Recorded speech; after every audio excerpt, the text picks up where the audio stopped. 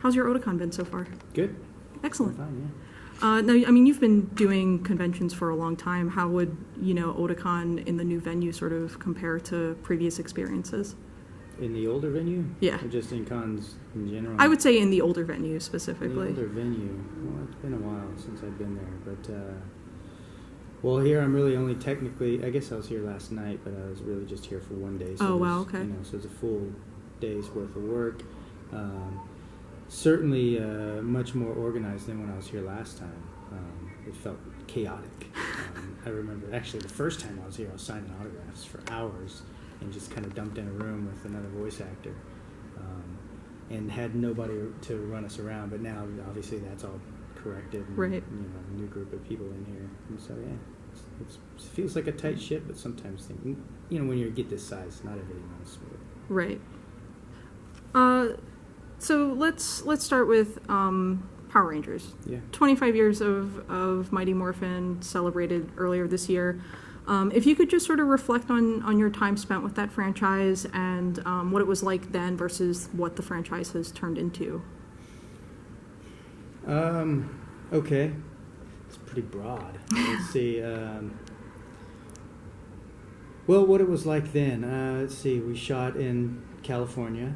It was my first role of any kind. So it was an awesome experience for me. It was kind of like a dream come true for me to be able to be working on a show that had action in it. I had to do action. So let's see. And then it's changed hands a few times since Saban in our show. It was very, it was very hokey and cheesy. It was a kids' show. It was they had a formula that they would stick to all the time, and you kind of expected that. And then I think they started to get away from that. They got a little bit serious in a few seasons, and then they tried to go back, and then, Disney had it for a while. And then Saban came back in and tried to go back into the old formula.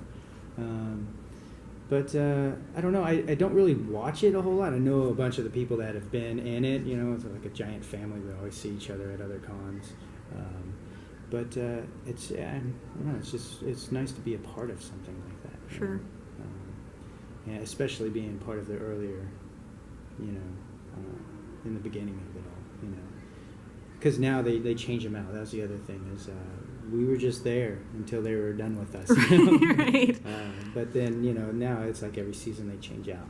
Right. A group of people, so it's very different. I guess that's more like what they did in Japan. Yeah. But yeah, I don't know. I mean, there's plenty of things I can say about the show. Right. About the show. To move into anime a little bit, I mean, your first anime role, I believe, was Trigun, yeah. Correct? So 18 years after recording Trigun for English audiences, I mean, I'm still seeing Vash cosplayers out on the show floor and whatnot. What did that series sort of mean to you, either on a personal or a professional level, and are you at all surprised that it's still as popular as it is today? I am surprised that it's still popular. And even people that would see it now, still kind of enjoy it. There's something to it.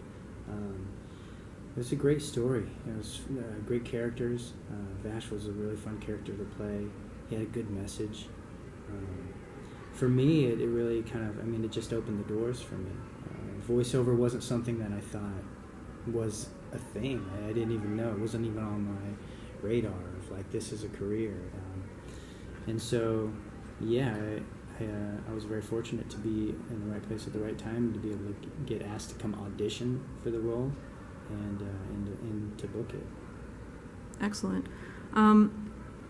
During the sort of late 90s, early 2000s, it was very much like a boom in the anime and manga industry. Can you just sort of discuss what it was like being involved in dubbing during that sort of time in history? Well, it was great.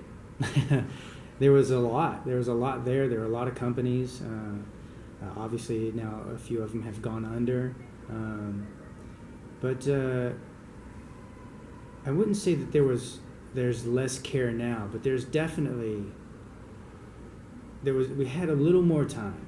Okay. I feel, and and there are other measures taken, I think, to make sure that things felt right and worked right from the old stuff that was done to when we were there in that time, the late 90s or whatever we hit. There was just I felt like everyone really kind of cared about stuff. I don't want to say that people don't care, right? But I do feel like now because companies have gone under, a lot of people started to are now kind of stealing the anime, and so now there's a race to get the stuff out. Okay. And so you have to get it out to be able to compete with the original. Almost, right. So yeah, and it's easily, like, you can see it anywhere now. It's like all over the place. Whereas then you kind of really had to search for it, and so you cared about it more as a watcher. Like I would go to Suncoast. Sure. And I'd go buy box $50 yeah. DVD or something, just to watch something. And I was like, I need to find out what happens. Right. And so then you kind of cherished it a bit more too. Absolutely. Now it's like, you just click a link, find it, and whatever, you download it or you watch it in the stream, and it's like, okay. You didn't really have to go look for it. Right. It's like with music back in the day when they had Blockbuster Music or a music store. You go in and you search for Sam Goody and whatnot, song or a band, and I found a new band, and you share that band with a bunch of people. It's not like that now. Yeah. Right.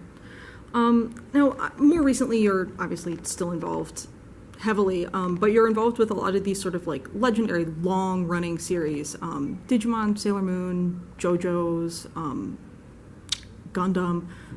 What has it been like to sort of come into these series, into these franchises, a little later in your career? Yeah, huge. For me, Sailor Moon was something that I'd always heard of, right. And I just knew it. I mean, it wasn't something that I grew up watching. I think maybe my sister watched it, but it wasn't a show that I watched. But it was a show I was familiar with. I was familiar with all the characters, but even Gundam was another one that's just like one of those legendary series, and I just never thought. No, I thought that opportunity has already been passed by me. So to be able to be part of something like that's like a giant legacy is scary, because there's a lot more weighing on your shoulders, it feels like, at least when I was in there, I felt like, oh, this is pretty heavy. I got to make sure that this is right. Right. So there's a little bit of that responsibility in there. But yeah, no, it's been pretty awesome. It's been pretty cool. Awesome. I guess my last question would be if there's anything upcoming you want to talk about that you're legally allowed to talk about.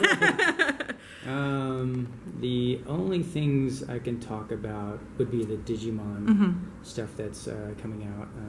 Also, Big Fish and Begonia is another one. It was a Chinese film that these two artists took, I think 12 years just themselves animating. Wow. And it's beautiful. It got a very Miyazaki film to it, feel to it, which was a pretty cool one that I worked on.